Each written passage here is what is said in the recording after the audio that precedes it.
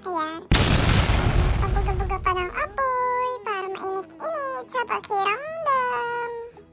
So, ayan. Habang may naglalakad na din kami. Yan yung entrance. Ay, ako.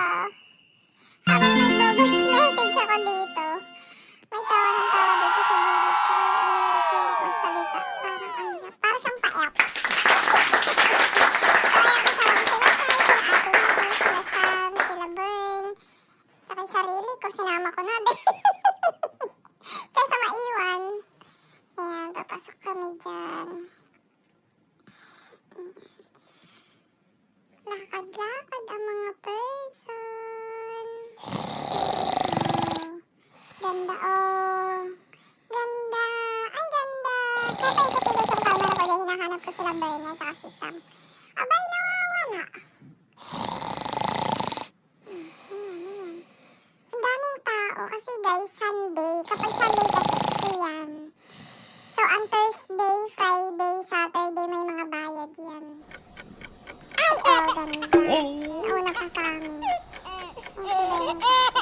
Nauna pa sila sa amin. Kainis. Katagal-tagal namin.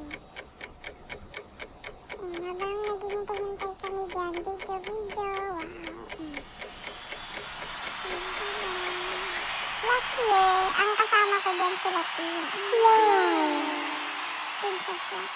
Ang kasama ko dyan sila Tin. Parang naman ako na-amaze dyan sa loob. Kasi, hindi naman sa na-amaze. Kasi, para ba nakakatakot din? Para ba November 1? Ganon. Nung isang taon kasi ang nakita ko dyan sa loob niyan, mga krus na nakabaligtad, pagkatapos may mga, parang maskara ba yun, may mga talking doll akong napansin, saka may mga teddy bear na malalaki. Tapos basta, nung isang taon kasi halos lahat ng lalakaran mo papunta dyan, puro red. Talaga as in nakakatakot. Ay, ang tagal namin naghihintay, nangangalay na yung mga paa ko. Tapos sobrang lamig pa. Di pa ako nakapapper nun. Diyos ko, hindi pa doble yung suot ko. O, di pa mga kurus. Tapos nung minsan nakita namin, parang may parada siya, ganun. May parade siya ng mga nakamaskara, may sungay, mga babaeng nakabra lang. Basta parang anti-Christ ba? Parang mga walang Diyos sa katawan, ganun. Ewan ko bakit may paganyan sila. Event lang daw yan eh. Ayun. Ewan ko kung masaya sa kanila yung ganyan. Pero as in, kumikita naman talaga sila dyan. Kasi may pa-entrance talaga. Every Sunday lang yung free. Kasi sayang din, parang $20 yata per head. O, ayan na. Binilisan ko na dyan. Ayan na. Nasa loob na kami. Ayan na. May aswang. Ayan na. O, mukhang bar. Ayan. Mukhang nag-toilet sila kasi nauna pa kami sa loob. Binilisan ko na dyan kasi sobrang haba ng pila. Ang daming tao. Sobrang crowded. Kami lang dalawa ni Sai niyan. Maghahanap-hanap kami ng makakain niyan. Ikot-ikot kami. O, diba? May pawits. Happy yun. Happy ba? Ayan. Parang halos karamihan lang. Puro wine, rice. O, ganun. Pero, yan. Nag-donut kami. Scallop. Tapos, namili si Sai ng mga chicken.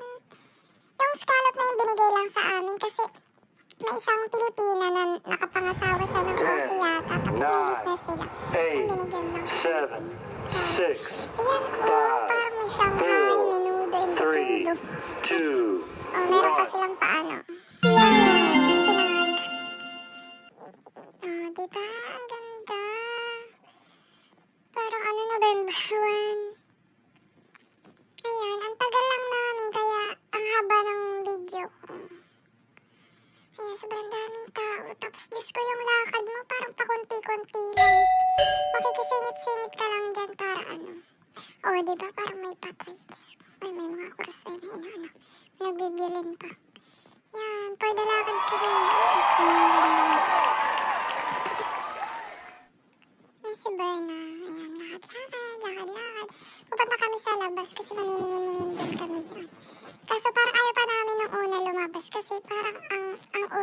sa labas. Mamamay kami.